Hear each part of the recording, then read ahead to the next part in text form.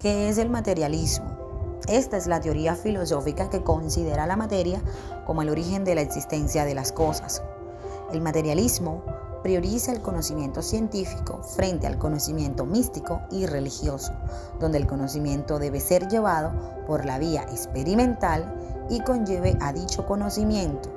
Posee una condición material que lo valida, a diferencia de lo místico y lo religioso, que hacen referencia a una condición extramaterial. En esta corriente encontramos pensadores de los cuales los más importantes como Karl Marx, que basó su pensamiento y nos decían que el hombre es el único ser supremo de sí mismo, que la materia es el cerebro y ese mismo es quien ha creado la ideología de un Dios supremo.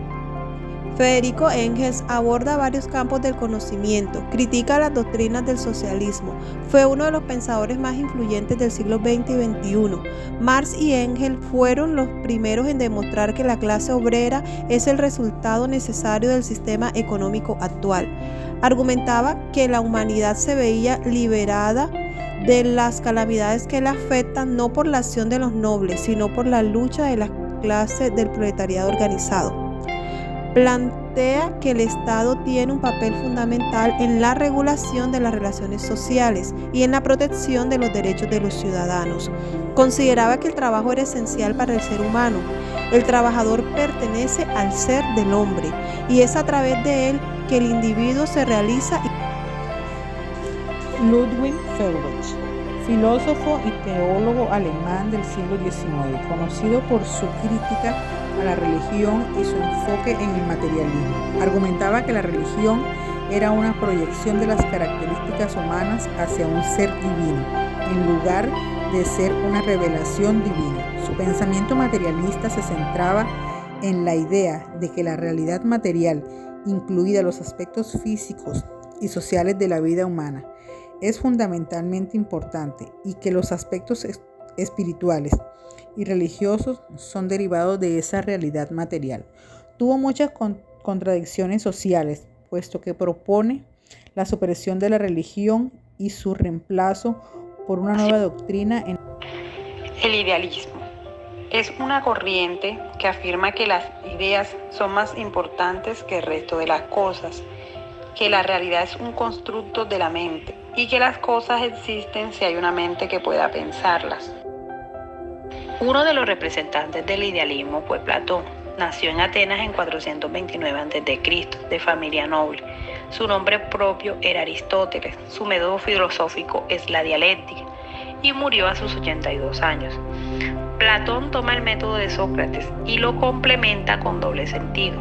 Para Platón, la filosofía es una empresa en la cual entra en juego el destino último del hombre, ligado con la virtud.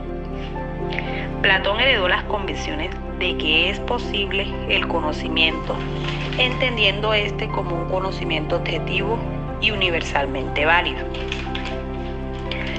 Luego, Nicolás Malebranche fue un filósofo y teólogo francés que nació el 6 de agosto en 1638 y murió el 13 de octubre de 1715.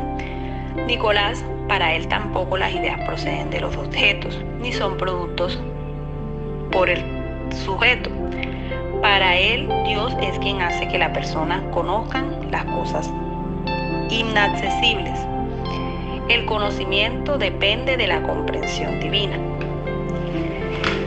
Seguido, Juan Teófilo Fichte. Él nació en Ramenau en 1762 y murió en Berlín en 1814. Fue acusado de ateísmo, donde fue destituido de su cátedra. Para Juan Fichte, el idealismo es toda filosofía que parte de una reflexión sobre la realidad. Idealismo es el sistema que niega la existencia de las cosas fuera del pensamiento.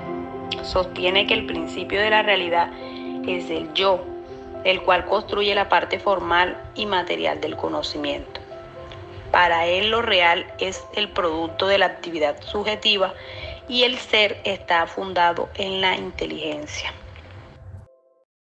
Clases de idealismo. Idealismo trascendental. Este está asociado a Immanuel Kant, filósofo alemán del siglo XVIII, nació en 1724 en Prusia.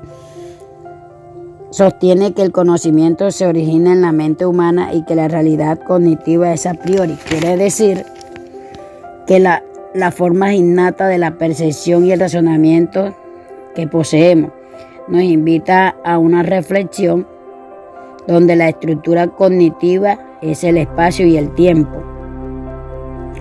Por ejemplo, imaginemos esperando a un amigo en un lugar determinado. Aquí habla de una espera, que es el tiempo, y se percibe la duración de la espera. Idealismo objetivo. Es de Friedrich Nietzsche, filósofo alemán del siglo XVIII, principio del siglo XIX, nació en 1775 en Wittenberg. Esta postura afirma que la realidad es fundamentalmente mental, pero no depende de la percepción individual. Sostiene que existe una mente universal en un espíritu absoluto que subyace a toda la realidad. Este influye de cómo percibimos la naturaleza de la realidad y nuestra relación con ella, de la formación y comprensión. Un ejemplo, puede relacionarse cómo las sociedades humanas comparten creencias, valores y visiones del mundo y la formación de la cultura. Idealismo subjetivo. Fichte fue un filósofo alemán del siglo XVIII y principio del siglo XIX. Nació en 1762 en Románovich, Sajonia. También habla de Kant. Sostiene que la idea solo existe en la mente del sujeto y que no existe un mundo externo autónomo. Se puede observar discusiones sobre la naturaleza de la realidad virtual al considerar entornos virtuales y simulaciones únicamente existen en las mentes individuales. Idealismo absoluto. Según su postura, ninguna manera podrá demostrar que dichas categorías forman el sistema de las formas y procesos de obrar. Aquí nos habla de Kant y Freire. Son únicamente inteligentes. Pero también nos habla del filósofo alemán Hegel, nacido en 1770 y falleció en 1831. Su postura es que todo proviene de la idea y de su devenir, como el ser en la última instancia comprensible. Aquí nos invita a considerar la naturaleza de la existencia y la realidad en su totalidad, planteando en todo lo que existe y la forma de un todo coherente. Autor Renato Descartes. Su objetivo fundamental era la razón. Él implementó un método el cual para él no bastaba con tener talento, sino que había que aprender a emplearlo bien. Excluyó las impresiones y el conocimiento por sentido, ya que para llegar a una verdad indispensable alejarse totalmente de los sentidos y recluirse únicamente en su interioridad intelectual para sí. Existen para este filósofo tres clases de ideas, en lo cual considera entre ellas una que le dé más seguridad al filosofar. Describe y niega que los sentidos conozcan la validez de los conocimientos, pero prescinde de ellos porque no les considera absolutamente seguros ni ciertos. Ideas artificiales o elaboradas por medio de la imaginación, ideas naturales o innatas que no provienen de los sentidos, sino que provienen de Dios, son infundadas por nuestro entendimiento, son inherentes, intuitivas y verdaderas. La intuición es una percepción directa de las ideas que excluye toda duda y error. Godofre Guillermo Leibniz define la sustancia como todo centro de fuerza y energía.